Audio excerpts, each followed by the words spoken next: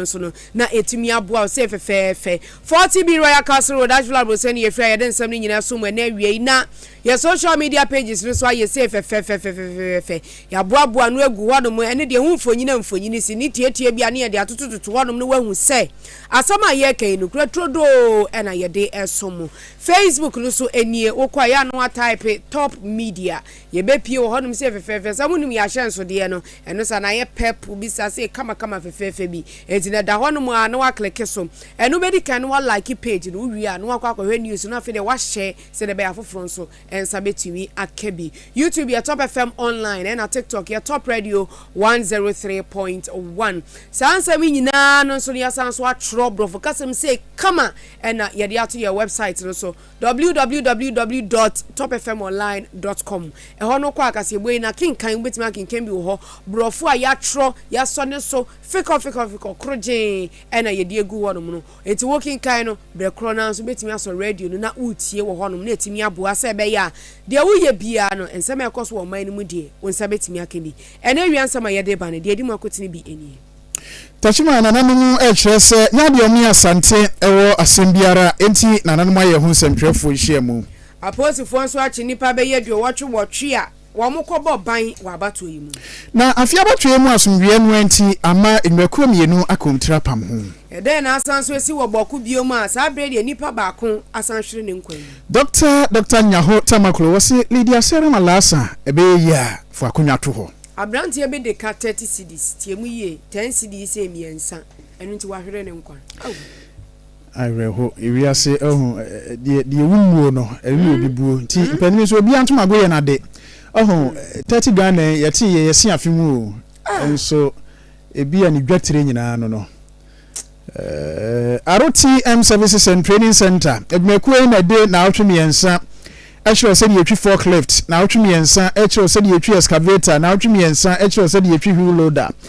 na obi apeso osua plumbing adwuma no wo de ne ye bosome ene na otwemienu obabini mu pa enkrata no befa bi ayesidu aha 100 Ghana cedis na bejintitie bi uwie na apeso otu kwan kwa abrochira ma ebe te se Hungary UK Canada ni Czech Republic ya woni ani nkombo betumi aboa NVTI abanya gye na tumti RTM Services and Training Center aban ena ame etumi krata enkran ha wala pass New Town Station wa ena sunyane nso ye Wesley Methodist asafo no edi enmihwe 0503 711 344 0503 711 344 na 0534 045 169 0534 045 169 na 0549 640 948 0549 640 948 afi enkwada no bro nya ponto no beba so kwada no bro nya ponto no beba so pa nti Top Radio yapoabo hu asie na wo so fa de beka ho na enwie mudie feed the street children ti wo batan na wo magu so bia muni ba bi so buchia manu anuane so twetwe bia de bro nya da no amomra na Top Radio aponto kese no munyina amomra na amumedidi enunnom anwe krakas papa bi FMP so na wo aduane bi te se mu asikyire bayere ni nyina utumi de baboa ya anwa bibia jade de de yefro ye ne nkwan wo de bai beji ado aserodo na wo so awo sika de baboa ye no fama nien efa esika fotoro no mai so 0597 215 502 0597 215 502 edina baba so no Top Media Group na fe yaje so na wonso so kakra bi ade abeboa ye no yaje adewase Semens Vital Eba Mr. Adrenia Gan no memma no mu agan ye memma menkata chie prekopekra omuane eso omumrane miwura papa bi na eba no tire dini hago sia miwura na eba no na kire se wanonnom agan ama na gan pem no akona nimpa enti memma odrania agan no mu agan na di omensem oba Semens for you and free adrewa yin so na tupa yenti petupa yin bi no memene ebeboa ma so ayo obesima titire ni sabosumi aso ko afikyira nya de obi abeto ano asem bia yemfre Semens Herbal Clinic empedre binto 0240 616 061 0240 616 061 na wo mo ajo eso enwakwe ni afoforo bi eke ho ne yede kase somwo awie medini ade papa Antwi Boasiako ena Maame Yaa Boakye afeje bre na Kasiebo ni nchemu no yemfa nsomo ya hyase de afi aposifo nsama wo mo dia ba a eno so fa abato ho enye nim se nyame ya adoma memene de ye di enim ye ya oman Ghana ye kwa akoto aba na ye de yi aman panyinifo na afei so no mrahye bedwamfo abato ehu nhihye ye se be ye betimi akoso ntino oman no etimi yi enkrofo a wo mo ne bebo ban election security task force Dr. George Ekufu Dampare sahini a woda post ejumako na no ene da no sa task force ya yeka ho asemi no jadumfo wom asrafo wom aposifo wom wom mo nim de efa obambo mu nsem nyina so wom bia wom mama ye sa rehwemu ne sabato ya yekwa akoto idie ye nyina nka yakomanto ye yem na yenkoto aba ne se ne yesa na fata na wom so ye krado so wom bebo ban pa de ese so wom ye bia no so no wom ye edi aboa nanso no yenya ne ntia sa amanfo bi nso na hyada ye wom ho se wom de yakwa akobo wom nso wom abato a wom kwa akoto no eho ban ene na posifo chem se da bi o nya sa na mamra ne kan dwumadie ne ho banbo nyina no ehye election security task force for nsa enti obi foforo be free chain bia kwa akoye bibi sa ne de sa dipa no na wafom emra na weeru wo mu kirem se wokopie mu ewo Western North region asare nso bronu bi wo ho benchma Metro Mass Transit bus bi chese a nipa maako edio wotwe 88 ene gugu bus mu a ye de omu kwa kopie mu Western North region wo mu koye de yan ye se wo mu na ekwa kobo ban abanbo ban na mu kwa kobo wo hono mu ntia yasisa sa nipa wei enfa na mu koje ntiti afri ye mu ya posifo mu ya asrafo mu ye hwan sa no mu ye common floor members ye nyina ye mu bia ena chese yasisa sa wo mu a ye de wo mu ko benchima ho no mu se wo mu ko bo ban wa bra ye to aba na posifo hu ni sa no mu se da bia de wei die ye nya ama no nso wo no ma ya asemi mu hwehwemu wo mu hwehwemu akosi ase a wo mu hu se sa brantie bia ne di ne same ena wasisa sa nkrofo ye free crime mante mu ha sei eno odi omoko wonum se womkobo ban branti wani bi fi adenta ebi fi yarefa ebi fi Madina ena waboabo oma no san 88 so wodi omoko akoye ahoban bonwumedie wa abra ye to aba no ye be ballot ye be protect ballot papers ne boxes no mo fa he abato emu hwe yi o na enu mu na posifo trem se sankrofo we nyina no na wo mu de omoko police stations bia wo saaba to mpeso ano so se wo mu ne kwa akobo ban wo so aposifo se wo mu ntime hwe emma kwan emma ni nsi enti sa dipa de wotwe nyina na ka aposifo nsa wo mu ya asem no mu enhwehwemu na fe de onipa wo mu hwehwe no no ene abrantie ya ne din ne same no ena wo mu de atodwa so wono na aka wo mu hwehwe ne bi se wono na dwumadi ahyase nyina no wakwa akobo amanfo pa wodi omukwa akobo ban ewa abra ye to aba enti aposifo se yanka yakomantu yeyem wo mu hwehwe no mu hu same no nso a wo mu de ho asem so no ebeba beto yenim oguso awutie Kasiebo free top radio 103.1 so election voice so emua ne yeda so gina no na memri da dia mpaye a ebedwa kora se abatro kase no enya duru so saa no se maame ya wochina special voting no Western East ye bebe mo ho no beba so ebeba so si kwan dia se bia anadwi so omo frɛ a omo frɛ bibi enkrata ni bia nkoliki amiansa mi twa no foforo amfa nkwa abatwe mu nsɛm ya doso enti election voice ebeba so nti me da de monitor radio top media group top tv eka ho woni yenhwemom na abatwo no de krenkren to krankran no a me wo fa ke kan krenkren to krankran no edini nyina ebebremo ye to so akonsem fufuro mu na ahensam yi ade ahim nansan yi ache emano dwada na kotoko hene tumfo se tutu abebio eko enkranza akane asante amamre mu no enkranza hima yotumfo yere ahe na mamere yere no enti ohima afia dida akọ ne nsama nkyire na wose sante hine kọ na eja ukoye kuna enti okọ eyiye no na eduada ne mu ho no ne yebete ne se ebra wo mu nsa ba no enipa bi wotachi man akoto abuo ede egu bosses no a wo mo de ekọ ayie ni bi so ebra wo mo duru tachiman no na asem no akoya kesene se na eba no sen yehuru mfonini no ni videos ni bia na edi adanse saa ya ebinu moja pram wo mo kwada kuma egbe semfie mienu kura de ne mo maso nyina na emoja abwa petepete ho ama ho nyina twetwetwa na asemi ana dididi mu a yehu yanse manhie fikase mu le krata bia ba se santehene ne ka no mo de ko ayie no nyaade anipa bia ato ahwe mu so saa ti na agya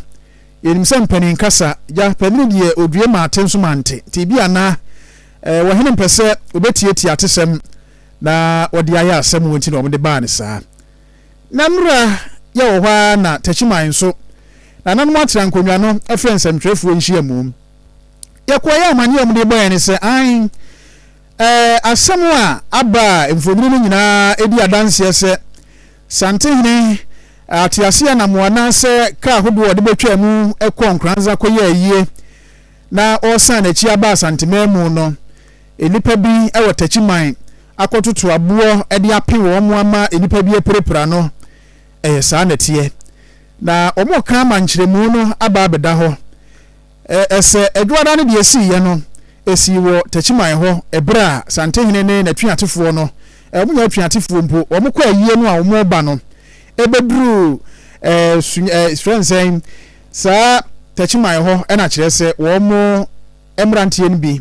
ebufuo bi ni ade ewo mu nti omokototo abo edigu wo mo so den santwefo nhia mu no ana wo cha ade ansa akompanini ana wo kasa wo no eye krobohene ana wo sai chidomhene ewo tachiman ananom ahenie mu ana wo se de si ye no ha adwene na embom no ewiase ansa na mrenkenso obesini trase ne ya na wo de asase aka kire no sabi ewiase upam hufu atu no bema na wo ho ana wo mkura de wo mte se santehene betwam akọ enkranza yie da no parumpo de na enhye danye ho nti dipa dodo no ampese ebeba bepchia wo hene wo kwan so na wo mapena hwe no na afedi akire wo mkohwe abefo nkutahudie fidie bi so ambehunu se asantini abrantie bi na wadi seidu se waba na wonu wo bema waba tachiman ho na hwan na so obia ntumi mfra santima tachiman ye emetwam nkwa bunu nkro bia so na wonde waba bema wo tachiman pie mra den ko no seidu no bemra hunu se ye obema ene ye obema owura ya tutuna yampia wakona yie enti se na tachiman mrantie no siteye no aha wo mu no se na da na seidu begina ye kurom na sabi ni refi se krobia na se fie bia mensem mu ana se bema bia ni tachiman ha de ne sen ene na ombekwa abetwe yen enti omkọ ya mo san ba no ane se nananum so om san te se tututuo bi koso a fei na atuo no preba himfie ho ametuo kura bo kasa tachiman de hie bi ane ma mrantie no e won so bufu ye se da bi ye ntumi ntra ye krom ma mo mepopo mo ani nkyere saa ane se mo de na pototo a ekofa we nyina bae no se asante akonwa kra ne tachiman de wo nyina ayekofo tachiman hene o si ade ye kumfia me ya oni apanyine ne sante hene prekope enti wo hia na ofred minu apanyine sante hene hene kumfia me ya ofred minu yakuma eti eba ne sen nenka bibi se ebesie na wo mete wo ho ase fritete ya yonkofa ewo mumu na bibi ene kofa we bae o cha ade ansa akompanini chidom hene tachiman ne nsem ni bini me ka we nyina ma obi ahunu se yati ho no ye ne sante hene eni asembia na empo enu adwo a obesina kọ nkransa hima na yie no odi kan emankra ba se opese ofa tachiman hene ha na ochia no ansa na wako na bra nkra ne bae no ne yewura otukwan na yekura de akire jai se sempo se na na sante hene ba no opese obechia nananum a na na konte hene emmoa ye nyina ya no ne yenye ne nchia no na de otumfo kan ya ne so oh we de nanka ni nua kuma ho no nanka wo fa ha chia no na so oni ho de a en de brefoforo no obeba na ono na bedi nkita ho enti nchia no ankoso nanso na yate se oba betwam akọ enti we tejima jidom hene no ochi ade ansa accompany no kasa yi na no akire no ohene to aso se ade nkra de yenyina se de atititi mu no a se ebre si saa no etututuo ya kire se nipa bi omo abambofo di sante hene akire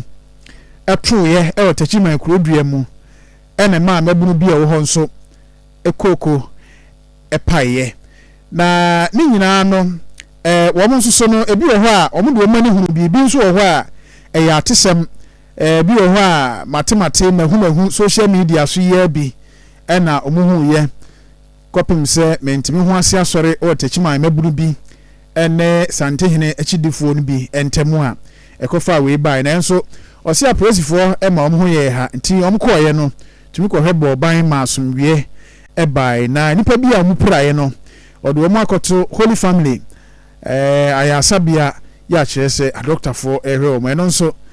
ochi ade echire mu sei emse enura nana otumfo osetutu santehene obesire ko eyie ewon nkransa eye nana nkransa hima na yie na okoye a obesina akonachi no ensensem bi ebesi techima ha a efiri nura najo eba se uko social media so a nsem a aba no aye bebre akosoa ma ebi kura fa adwene se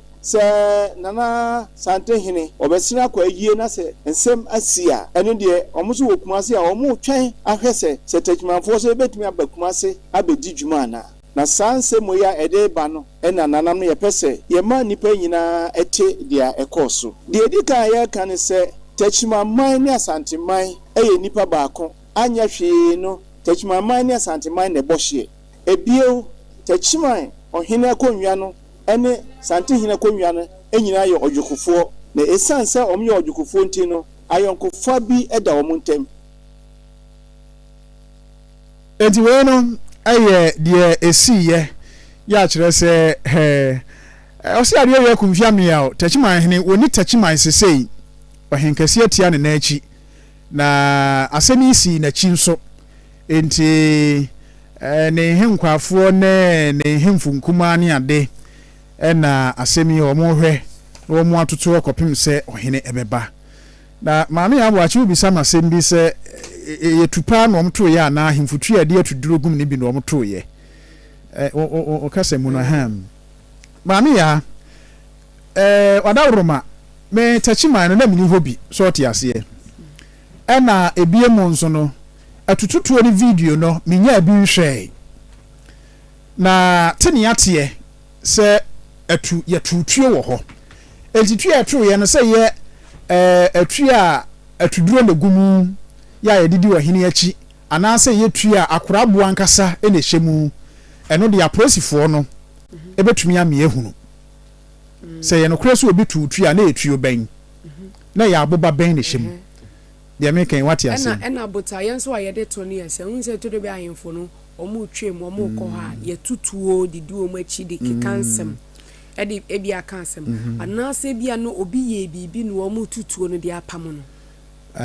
ni nyina no e wo sa prosifo no me yati ase ena American say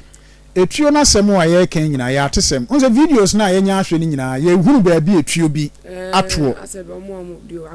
aha eno ye bra ye hu se amanfo tobo e de kọ bus ni mu no e ho ne pani ye hu sa video no se nkofo bi gina fo mo to abo e de kọ ka ni mu enti e bom hwehwe no ewura mu enti wo hwe a ebi na bo pete akoda ehu etwitwa ne sa unse we mo no mo te glass no unse glass no na apa wo ho no unse glass no na apa wo ho okay aha enti no mo tubo mu ena ema ewura mu pae mu ewura ekrach baako nso na hu se na battery ha nyina atwitwa moja enti ema grabber no so birichiban siren no esi so saa pe emergency horn no saa no mo di dwane ya kọ krotia baabi ansa no mu kogina asisi fom so ahu enti no yentwen ma prosifo enwom hwehwemu no mfamra nsa Okay. Na nipa wo tutuo no se ya ampa so obi tutu a de enti a wo tutuo na no so ye hu ne nyina na ye hunu firi se ye ntumi ntena wo man mu se sante hini twamu akwa yi a baabi a wo kwa yi no na oduru hɔ a amamre ma no kwan se ototo na tuo ɛhɔ yɛ ne dia obi a ye bia obetimi ato a empra obi ɛno kora nya tui a ye to a de epra obi ne bia ɛno yɛ tui a etuduru gumu se de American wate ase aha nanano mu di homo wa etui omo tui etuduru na gumu otu akire nwusie kumo ɛno empra nipa nkum nipa nya hwe so wate ase na emo memfa nkyere nipa so nto firi se tui omu osum o de hwɛ soro baabi no wato ebi a na eja abonsamfo afa akire de etubu ba bi abehye na akodi awu ahyew entine saa na tie enti maame wo de me ntwen na de benefo de beba no na yehu sa ebuzafo yanto Kasiebo no so yeguso agina hensam mu ye bo mama ne yesa kopie mu wa atifie pua ye mantam oboko ne mpotam no mu a na kyerɛ sɛ ahemfo nsɛm yi a o enuanom kusasifo enuanom manprusifo kusasifo sɛ o masase manprusifo pɛso o mogye ye nte ase enena nipa afirim kyina ne yɛku obi wɔ ha ɛkyina ne yɛpre obi wɔ ha baasa ne yɛtwagya atum yɛatwa amanfo wɔ no magu fam na yɛbɔ mutuo ekumomom ema fe kura no akwantufo ya na nkwom kofa sa akwan no so nyina no ababa ye den de ama wo mo sɛ yɛbetimi akwa sa akwan no so anope ye da sɔre ya ne anim sɛ enkansansam no ba fam kakra na so sa na enye sa na tie ɔbaako asan so ahwere ne nkwa no pe ya ɛwɔ gingande ɛno no mu kyerem sɛ Bengbiwa Palace no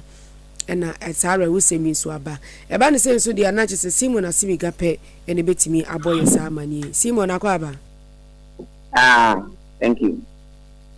Say ni pay ya enen so wahwere ne nkwa de di kan yoba na bema wo hwe na ne mfie ne beye sen de ensu ne si ye ya bro no ana ye tototo yi bi ne kun no. Okay, thank you very much. We thank our channel listeners of Top Radio and Top TV for always tuning their radio and their TV to us. Yesterday around 4 p.m. there was an attack around the Okunaba Palace. That is Ginkande. That is where the palace is. So when the attack came, and you know Boku is between the Mampusis and the Pusasis. Definitely, if an attack is attacking the Mampusis, they believe it is the Pusasis. But this attack was attacking the Pusasis, so they believe it was the Mampusis. So a 34-year-old guy was trying to defend, and then the military, fortunately or unfortunately, the military at that time came to the Boku Palace. There's a change of new command. So he was in the Boku Naba Palace to introduce himself. So when the military was there and the attack was coming, so they also decided to defend the palace. So through that, this man was shot dead, and then his weapon was retrieved by the military around 4 to 5 p.m. yesterday evening. So it was sat around that area. They mourned him, and then later the body was released to them by the police for burial, and then it was buried. So this person, according to their family, was not part of the attackers, but he was also trying to defend the palace. And you know, Boku, it is at least every 4 or 5. There must be a gun or a weapon, because if you don't have a weapon, then an enemy can just besiege your community and kill you. So it's not surprising that weapons are in Boku. Every 4,000 or 5,000, you will get one weapon. So he was in the defense of the attackers and then lost his life because he was holding the ammunition, and when the army saw him, at that point he could not surrender. So that was the reason why he was gunned down. He's 34-year-old man. And see, naturally, say, soldier for the kum sa branti. Yes, it was the military that killed him. Simon, special voting here course on anu juade mutimi to be omo. Yes, the special vote went successfully, but as I told you earlier, Boku is 2 factions. One faction is campaigning that the NDC should win, so that they will be more liberated, and one faction is saying that there should not be elections in Boku, because to them most of their people have left the town. So they are trying everything possible for the town to be volatile so that the electoral commissioner can withdraw his people not to carry the exercise. So that was why in the election they tried their possible best to attack the police station, but the security were on their foot to calm situation. So it's because of the election that this series of attacks is happening. This morning there was an attack, but the security has a lot of drones that they have deployed in the war zone. So if your face is captured, they will do everything possible to arrest or to also make sure they disarm you. So it's because of the election that I bet you that after Saturday, you might not be hearing of attacks in Boku again. So all the attacks are just because of the election. Okay. Yeah, no, wash on Saturday, no. Why? Okay. All right. Thank you for your time. Simon Asimigani and Nako Akudin Komoni. I'm on the buff for to crowd the money free etifia puye mantam. Yentua sona yadaso abatwe insense mua na sese no ahobonwa na nweku ahobonwa said ye beya obi abetwe anya abatwe no munsunsan so okrogen aba amane ede ama ewiase nyina na ne senti no afia abatwe no ama wanepfo na omeyaso wie badwa National Peace Council no aka omo ho abomu a wom se moving pick hotel ho efiri kirese efiada ekopem efiada memreda kwasiada wom betintim emfidie bi ho ya yefre ho election situation room na fe wom nso edi abatro no achi na wom ahwe ama abatro no bibia akoso na said ye beya abatro mu atwede bo sekantwe nkontiba bonom ni ade emma said ye beya mo nso betumi tro enkrani ye dia ma wiase nyina ehunti na wom de se mfidie eba na afe no abatro no nsem de ekoso ni ade nyina no omaye bi ama ewiase ehunu enti we no Europe aman en kabonuko na abua ama yebenya saa election situation room yi Ghana ha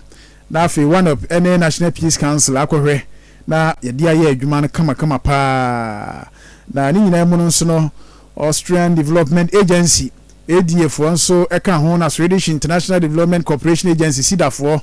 enso abua na we ba be to say de after 2012 as a 2016 Obasanjo no mudi besisi ayiho yi a afi koye ba ni kabisi duru ba bia ye hunu hweyi ana we de behunu bibia krogen yanko na your name communications and capacity building officer ya wo wanep Golda Afidenon eni enkomo Golda Afidenon oti enka top radio sunye yamao aha. Okay, good afternoon and greetings to your cherished listeners. Could you please say the question in English? My tree is quite limited. Golda, you can just mix them together, the tree and in English. Okay. If you can mix them together, check. Let's go. So, what is exactly the motive behind this election situation room? Okay, thank you. So WANEP has been working in the area of electoral mitigation and also prevention in across the region. And we are present in all the 15 countries of West Africa. And so for the upcoming elections, it's not any different. We will be, we've been preparing extensively since the beginning of the year. Do you want me to go into some of the things that we've done to... Hello? Hi, Golda. Yes. So as I was saying, this coming election is no different. So we've been preparing extensively towards the elections to ensure we have or to contribute to the peaceful conduct of the elections. So earlier this year, we launched what we called the National Elections Response Group, the NERC. It's a multi-stakeholder platform comprising state and non-state actors. And so this is done in collaboration with the National Peace Council. We also conducted a comprehensive conflict mapping exercise. And so that enabled us to categorize the regions, the various regions by risk level, some from very high to low. And so these would also or has informed the strategic deployment of our election observers. And so currently we have over 500 election observers that have been deployed to, especially across the high risk levels or regions. We've also, as part of our preparations, we provided capacity building sessions for political parties and also civil society organizations on election dispute management to strengthen their preparedness and also we've equipped them with conflict resolution skills. We've also had conducted an opinion poll to assess public perception of institutions, and these include the preparedness of the police and the EC, the Electoral Commission. And so this is what we've done so far in terms of preparation. And so, as you mentioned earlier, we will be hosting, in collaboration with the National Peace Council, an election situation room. The ESA will be hosted at the Movenpick Hotel from the 5th to the 8th of December 2024. And so these ESA is being supported by the European Union, USAID through IRI, and also our co-founders SIDA and ADA. Okay, Golda, can we know what specific equipment, gadgets, or monitoring devices na mode echo baby amo can say a elections situation room? No, are there some devices over there? Yes, there are. So the first thing is we need to keep in mind that our election observers have been trained and they've been equipped with some digital tools. They have some tablets. They also use other tools such as the telephone and other means of other mediums to collate data and also transfer them or send them to the ESA where our data gathering and also analysts will be stationed. And so at the ESA, we have a very sophisticated platform, which we'll call the ArcGIS 123 server platform. And so information will be sent to, as I mentioned, our data gatherers and also the analysts, where the information will be processed. Data will be converted into information that will also feed the decision room, which is also one of the key components of our election situation room. But per what you said, you have 500 people across the country to monitor this election, right? That's correct. And if you are to look into it very well, we have about 276 constituencies. That means you are not even getting two persons in each constituency. And are your mandate or your duty that very day include collection of electoral results and collating them? Okay. So as I mentioned, the mapping, the conflict mapping that we have conducted informed the deployment of our election observers. And so this is like a strategic deployment. And so our election observers have been deployed in areas that we consider high-risk areas. We also working as part of the ESA. We're also working with other stakeholders, such as fact checkers, and then we also have, as I mentioned, the decision room, where we have eminent people. So all these people and various sorts of information will be utilized and for the observation of these elections. So we are focused more on mitigating electoral violence, prevention of electoral violence through these various means. And so the deployment is strategic, and then there are other sources, of course, of information that will also be utilizing to feed our decision room, our ESR. So it is not necessarily the electoral coalition, but the violence-prone constituencies or areas. That is where your eyes are. That's correct. So we have very high risk to medium risk, so across the 16 regions. Okay. Gilda Afi Denon, is your name pronounced right? Afidenyo. Hey, are you an ever? Are you an ever? Are you an ever? I am. And you can speak. Okay, per all that you said in English, just simplify it in ever for us. In under 1 minute. In ever. Under 1 minute. So do we have so in ever? Do we have what? So well, this terminology that I'm not familiar with in airway. I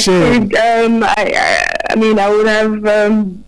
more comfortable saying it in English so that we know we are also reaching many people. And so, what Ghanaian language are you comfortable speaking? I'm sorry? What Ghanaian language do you feel comfortable speaking? Conversational manner is Ewe. So what Ghanaian language are you fluent with?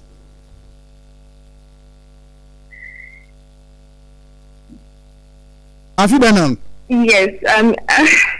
so you can't even speak Ghana, you can't speak Twi, you can't speak any of the Ghanaian languages.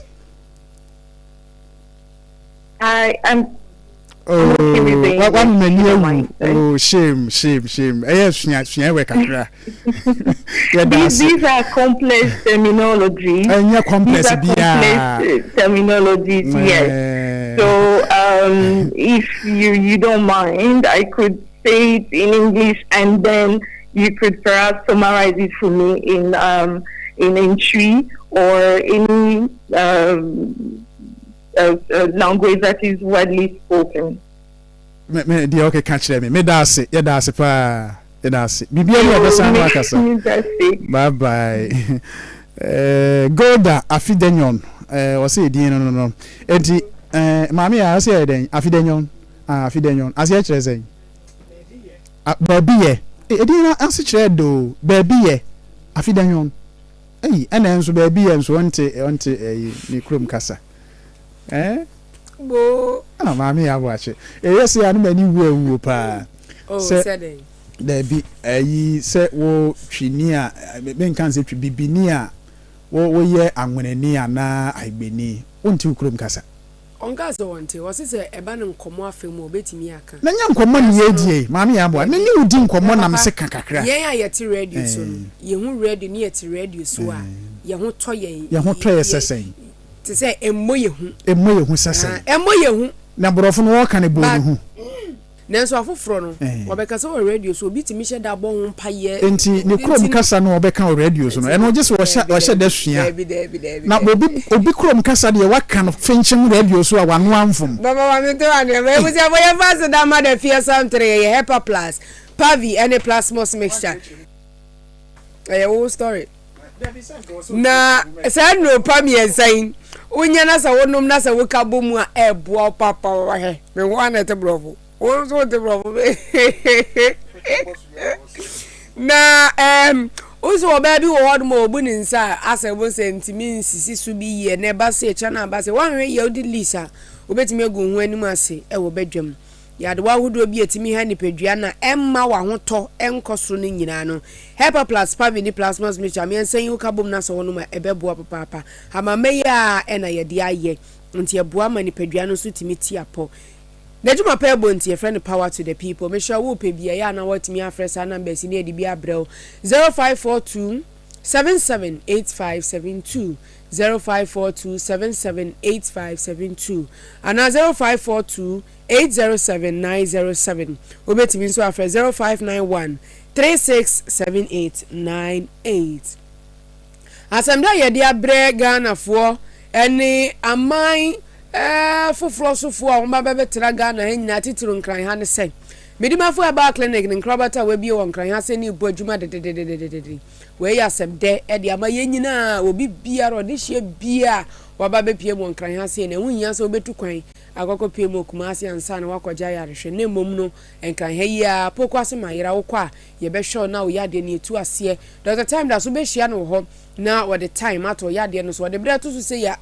bre no so ya pena yade ne etu ase we so wutu anamo akoya no afresa number yi 0244 774282 0244 774282 and 0500 727215 0500 727215 ebusia for yento nkrai na ye ba abrantie na odika 30 Ghana cedis enu nti ya wona de amane wu no mediamu nchiremu ebebremu Midimafo pokwase Maira Accra Midimafo pokwase Maira Accra Midimafo heba clinic aba Accra ani owuntie passengers egumi kai mu e ho na dodo na ekro eni sa Accra ne botem yedemu ani yedemu ampa de se de adutwam Atlantic International University America memu abo Dr. Adujamfi babaso honorary degree as a professor in biology in herbal medicine it is said here ayaresa no aye more misi minim wife ye kopa wo wanye 1 cedi nyinse ne betum anza na yetu ska no mi connection na encheda nkoye na esakakra ti say wa page mu amahode bam connection ne mu de we wo di ba de kura ho wa fa do kura wo di ba de kura ye ka stroke nso de wo fa no small chese agidi wa wu ani de asie no yare bia etatia e wo Dr. Tamda so andi so diabetes hepatitis B prostate hypertension malaria yare bia kuma say owo agogo opposite government school no na nkra hanso obepiem e wo pokuase mayira kwan no so free doctor 0244 774 282 and 0500 727215 Midimafo Herbal Clinic Wudimafo ne hwa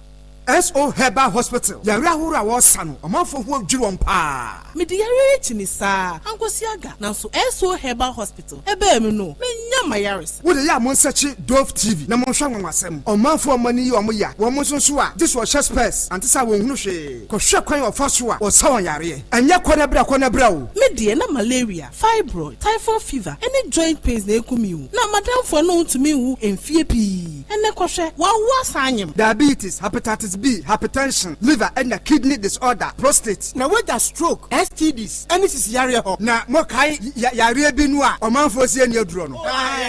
obi fan ko eso heba so ansa ko hwe the pharmacy enduro no straight from the forest na wa kono ma de anom na se yare no betra mu a ye behwe any laboratory services na no mbuo so eda form wo adwuma Monday to Sunday sikura Accra ha eso heba hospital ewa Amasama Stadium Junction omanfo mfre 0555 529 253 and 0503 449 444.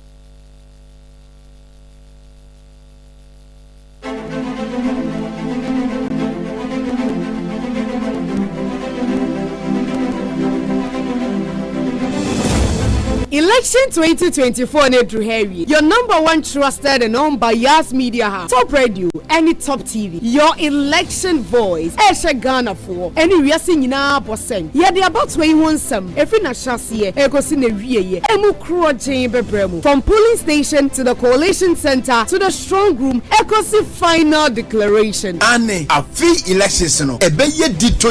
top 103.1. Any top TV, ye di enim difua wo nim di eni mabakosem efa abato on betrase na ye to nyina so na ye chieche mu efri bantima ekosi aswase dododio ekosi ayewo so West Wogon sankore ekosi techiman hohoi ekosi Dubai anasu hume kwa kwetia ye de munsem nyina bebrel we will give you detailed report yansem twofo aye krad wo mantemu dunsia ni nyina for solid report na kayo se asumdwenti otu abaria wonye basabasa bia o police center ho betina fie so TV ne chimu radio eto top 103.1 ne de hunsem nyina ebeso se de tie pepepe so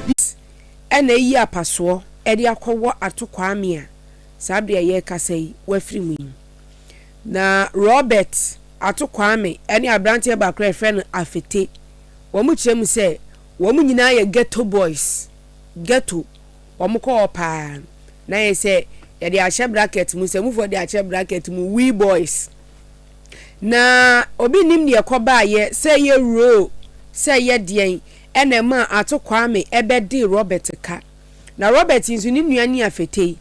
enti no entokwa na wo mu ku ewo tete Ghana cedis na hono ena Robert onu musabren krasi kenkita nti Caesars apaso yibi ena chese wo dia wo atokwame wonsom atokwame krana na watona nanom ewo nsiedom gomwanyinya no posifo chum se wo machi nipa ba ko a efa asemi hu asemi mu nchemu yenko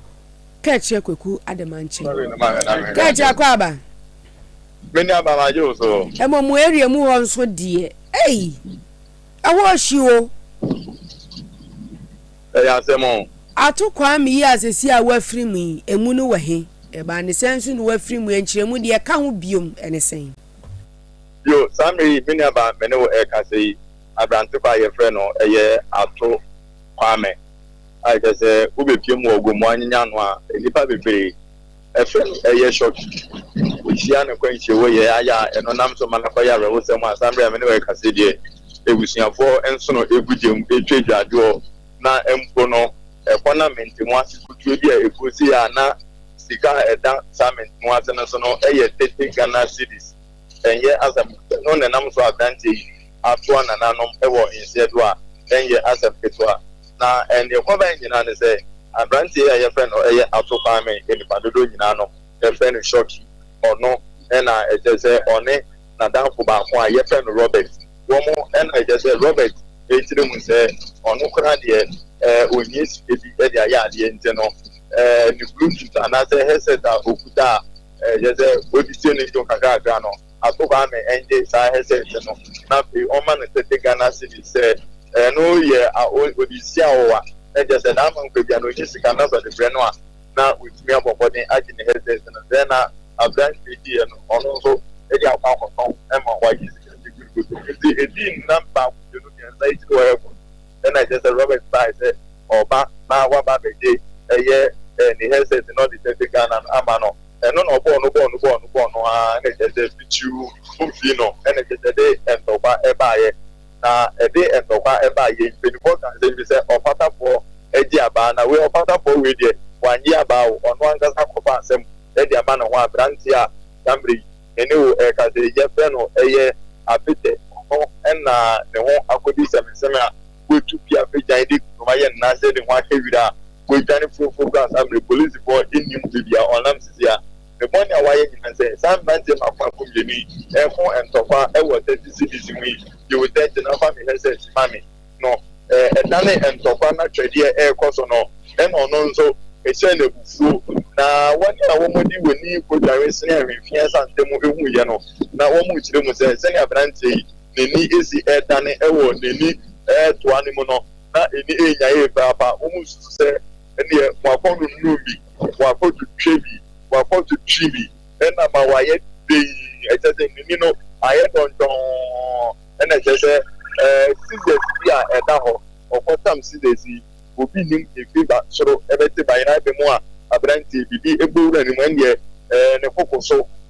town ena ejese ode eye sizes no ewo eye ato fanya nita bebre efren eye shoki ne kokoso ena ejese abranti chebema yemre okofo yempeja no ni pambro entamomundu eye ayasadia no letese yagutu watu anananom ewo nsiedo a samri ya medo e kasei mrante na ewo ho no ebo eye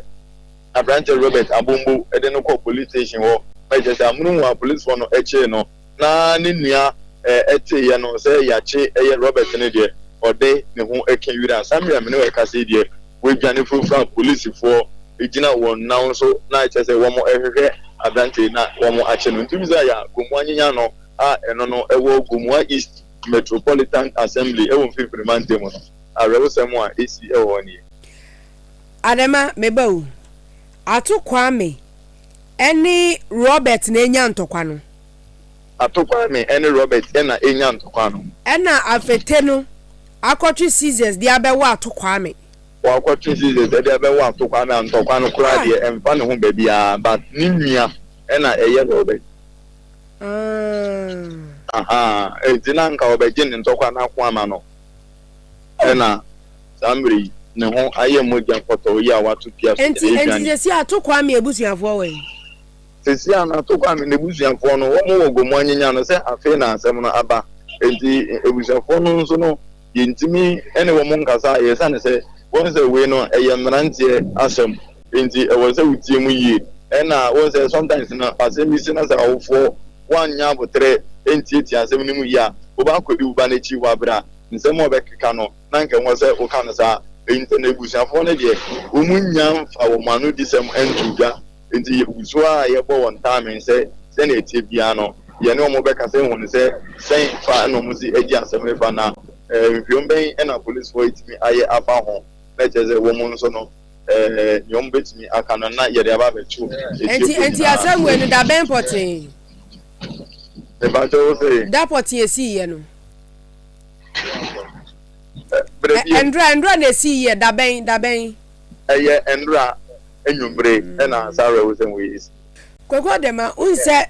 ghetto boys no minim se unim wo mu a me producer de ebi obenim wo mu kakra se unim wo mu a unse ya na omo no enka nyonko fa bi ta wo mu ntamo ana we mu de ntisa na me ba wo ho ade ba ko a beshia anase minim ewo ghetto boys no eye can you entie experience wo mo ye very loyal but to this extent say entokwa no won ka ho empo no se be ya wo be patana azonwi etinyaba na wan ye ne sa na pe wa akwakofa serious na odi eno be patan tokwa na wonsa akopatre na awo onipa da se ne kokoso na moje nyu no na wato na nanom ewon sie do no meka ne se na mi wo de but adema mi bo eti geto wono no o makotwa jana atum nana wo se o mu geto wono o makotwa jana atum nana ye no kure pepe o ma ko se base no wo mu kire mu se mbrante na wo ho no ekire mu se abrante na oba ye no se ne na ne ho ebon wusie na neni edane dane na jese okasa pampanya ifrimu ba no I say factory for exhaust pipe enye asset ketwa nti na wo mu se get to one ofiri ne de wa ko mese ni oma e me jese o kompa nti no ne nam so nti a saa de no influence no a otimi di boni a etisi omu geto isu de ehu geto abronsan ade isu na hangi we kura otia na otia obetimi ebu atom enso enini ye ko saa na no man's land I fa wonsi ana many producer be kan wa ha e bia so mu asem details eja oni mu ho enti we hwa Robert na no she green na brown ni bia was of one duzu kwagwa de mama ye na wase why yo men so be na ase abusiafo tete Ghana ho enti ato kwame saa bre de wahwere ne nkwa afete a wotwe apaso de wo no e de ne hu akanwura na to enkamfo na politifo ne kromofo no tumi say we get to na omkwahye wo ho a no maba no mani ayesan no ene ne yetwa atum tuba Facebook nso na papa ya wo twe dade omuni otia honum de dia so ebegu na gumu omo no get no a omo hye no omo hye get no say ho na krachi ni firi bedi awu ana omo hye get no say ho na nkofo tena no wi nti omo hye no so omo hye nti omo nkoho bi mu nkohye nti no omo firi hye wi wo ho no eye ne wankodi awu anka omo ko so omo ko twetwa atum ahye Etina mbisa se eye wi na wo mo hye wo ho ntina o mo se ho ana obi afiri ho abekum ni panti ene ye kɔ se ho mienu ni nyina sa me kasa mo mo dia me mizise mienu ni nyina se we no wo mo nya nkɔ hyibium awoti kurom na se enipa ye ade na mu firi senya ye tu ho ana mo ntem mo ntwe ma obi nkowu ansa na maka se ye kɔ hye geto no I said, "Oh, my get to just a mass and bob on a bruising." I saw her, oh, my dahona. Oh, it is a free one, dear woo. Woman, Obi and free one, dear woo, eh, Bridge be on my own. A deco. Uncle Voyage almost up on you, Papa. A quiet mupano, Michelle. Eh, Bush Mupau himself, you'll be crowded in yes and sons and some swan. Quiet pano, Michelle. Yes, some quiet, no, Michelle. My one woman transfer on bola, or motiho. A one woman where did ye be a one woman da, a one woman. Oh, why, ye or show me them, you should go Facebook or cut my pass a machine. There be and penny penny monating, and let me tell you why you say, Vinny Pabonini. Me say, a brandy be a diamond chain, as a madam Papa to us one. I'm seeing for and rents were all same busy or pokuase, Emma, Kama, Kumako, and 9. Enyankwanhia ma nipa 9 ene fa muhwere won kwa na Toyota VTB ka ho ena Kia Rhino baako ena Mitsubishi Sedan ni bi baako ena Hyundai Elantra baako ka 9 ena omu nyina edehwehwe mu kowiase ne nipa 9 afri mu na yeni nkobotiawa fire service for the na nsen BBC ya no omo aboa yen ADO1 Alex Kenati omo kokoredi akire banyoti enka top radios ni yemo ha bacho metimu nkana mechia monso ya joso na nsan ye se jahihye no anu abrase kakra debut Andrea ka as the time accident yesi o pokwase no na tema committee 8 ija atowa edify tennis minu akọ na 1 hour before them na committee 10 SOS we just so at the mu achese 3 fire tenders no inti decision dey na mu ma say aba from kakran so the day is still young a copy manager by all means ebisa kobi that is fire service de bia mudum jana de bia mudum ja akra ni tema mi ha mini a akra ni tema nkwa no fire city ko edi 20 aseme na wo papa am papa intino said the Kumasi no other places come there no like say figures no cost jo yanhwe eno apoku ase kwanhia no mote ne sen na mko ene te sen intinya ntiese accident isi opoku ase chese na involve eti na pe ijuma ye no se nipa ho aka accident mo fa se ijuma inti chumika ko ye ko yampa ni accident involve cars back 4 na Kia Rhino Kasiebo roofing sheets egu ichi ena na ofri ablikuma all sani abesia kwa masaman ena ofili break na ode idwi cars miensa ni dinini miensa na saloon cars Elantra baako Vince baako ena car baako no so de na apeche ni ntimi car kompo and she be suspecting a bit Vince so it's a courage na lady obai wa kama bia na owo Elantra red ni na nyame amfa ni nkwanche no ni saka crap ni sapeche ya chese ohwe ni nkwa na driver no omo cause accident no you call go Amasaman hospital and bra you need to from to na money hospital no you call na o receive treatment and so na the mate no dey ni nsane ni na ibubu and other driver of Vit no so no we pra just on so that hospital go kwasi onum intino enko bi chipa be mi nsa na 9 na omu prepare pa no leading na no kita Elantra no dey omu enipa uye panyini ebedo ase yemfa nkwa akiri pi nti bibia ne ebesan no wakasa heda ase edamasipa ADO1 Alex Kinati ono kasa mu meyi dumja adwumakuo no Kasiebo esamufo Kasiebo David Ajekumbo ne Chidom Rough Rock streaming the live the social media pages ni nyina so Alexander Yibonte ene hwe video no so edema yen akenkan fo na awie ye mienu midi Maame Yaa Boakye mene papa Antwi Boasiako edinam so boa ye den no abefa pepesi akete oba so no ebuja fo ye di mu si